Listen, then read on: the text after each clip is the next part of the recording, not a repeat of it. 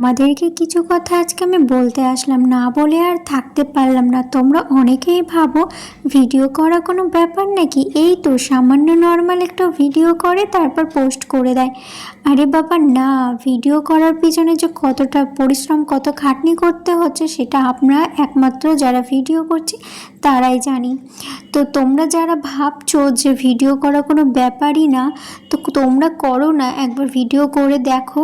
Video করার পর তারপরে ভিডিও এডিট করার পরে তারপরে কত মাথাতে চিন্তা আসে জানো, যে ফার্স্টে ভয়েসটা কি দেব, পাবলিক কি শুনলে আমার ভিডিওটা দেখবে, এরকম নানান রকমের অনেক কিছু কথা মাথাতে আসে। ভিডিও ভয়েস দেওয়ার পর তো কোনটা কথাটা ঠিক বললাম, কোনটা ভুল বললাম, তারপরে আবার কেটে আবার প্রথম থেকে ভয়েস দেওয়া, প্রচণ্ড খাটনি হয় গো।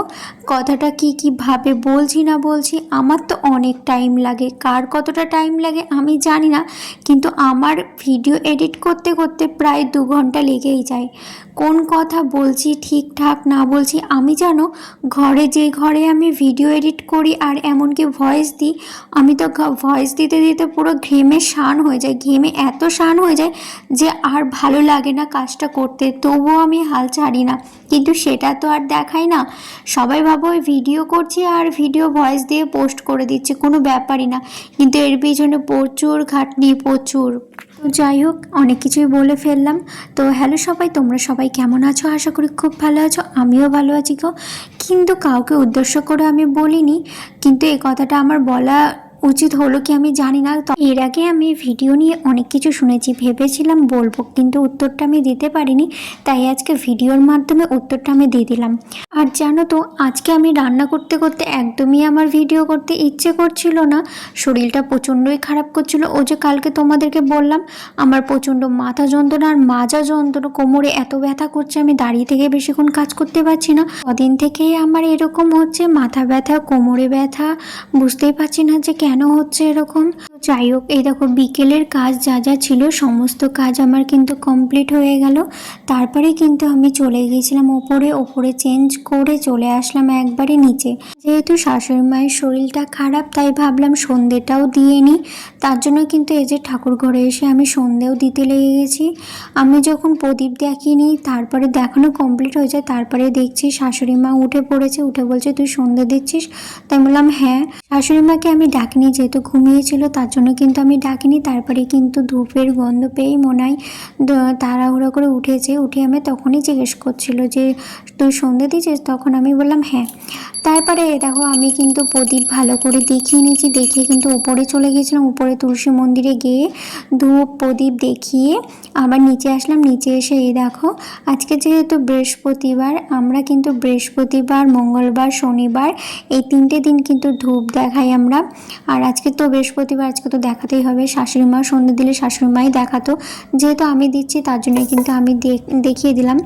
দেখিয়ে তারপরে তো উপর থেকে নিচে চলে আসলাম। নিচে এসে দেখো শঙ্খ বাজিয়ে দিলাম, শঙ্খ বাজানো হয়ে গেছে। তারপরে কিন্তু এ দেখো আমি এখন গোপু সোনাকে ড্রেস চেঞ্জ করাবো, তারপরে ওকে ড্রেস চেঞ্জ করিয়ে নাইট ড্রেস পরাবো, তারপরে কিন্তু ওকে শুইয়ে দেবো। সেদিনকে তো তোমাদের সঙ্গে আমি শেয়ার করতে পারিনি, আর আজকে সেটা আমি শেয়ার করছি।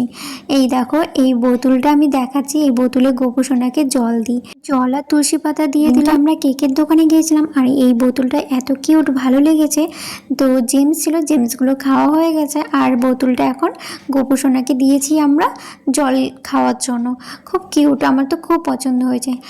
রাত্রিবেলায় কিন্তু গোপু সোনার মাথার কাছে কিন্তু বিস্কুট আর জলটা রেখে দেওয়া হয়, আর বলা হয় গোপু সোনা তোমার খিদে পেলে তুমি এটা নিয়ে খাবে, তো মাথার কাছেই রেখে দেওয়া হয়।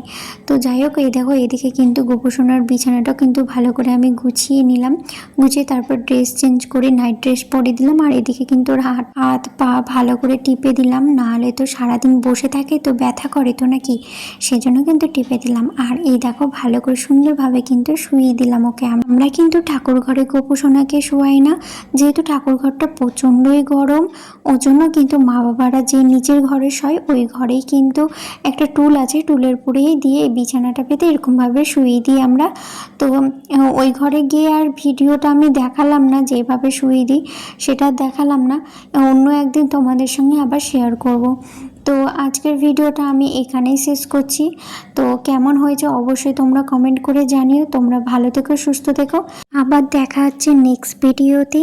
আজকের মতো সবাইকে টাটা, বাই বাই।